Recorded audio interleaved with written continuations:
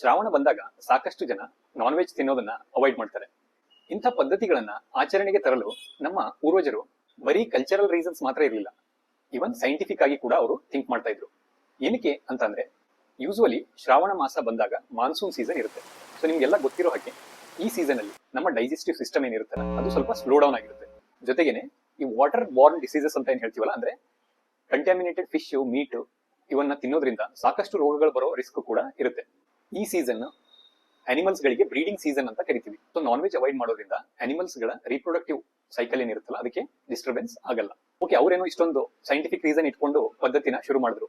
ಈಗ ಇದನ್ನ ಫಾಲೋ ಮಾಡೋ ನಮಗೆ ಏನಾದ್ರೂ ಹೆಲ್ತ್ ಬೆನಿಫಿಟ್ಸ್ ಇದೆಯಾ ಅಂತ ನೋಡೋದಾದ್ರೆ, ಈ ಒಂದು ಮಾಸದಲ್ಲಿ ನಮ್ಮ ಬ್ಲಡ್ ಪ್ರೆಷರ್ ಕಂಟ್ರೋಲ್ ಚೆನ್ನಾಗುತ್ತೆ, ಕೊಲೆಸ್ಟ್ರಾಲ್ ಲೆವೆಲ್ಸ್ ಕಮ್ಮಿ ಆಗುತ್ತೆ, ಶುಗರ್ ಚೆನ್ನಾಗಿ ಕಂಟ್ರೋಲಿಗೆ ಬರುತ್ತೆ, ವೇಟ್ ಮ್ಯಾನೇಜ್ಮೆಂಟ್ ಮಾಡಲು ಕೂಡ ಹೆಲ್ಪ್ ಆಗುತ್ತೆ.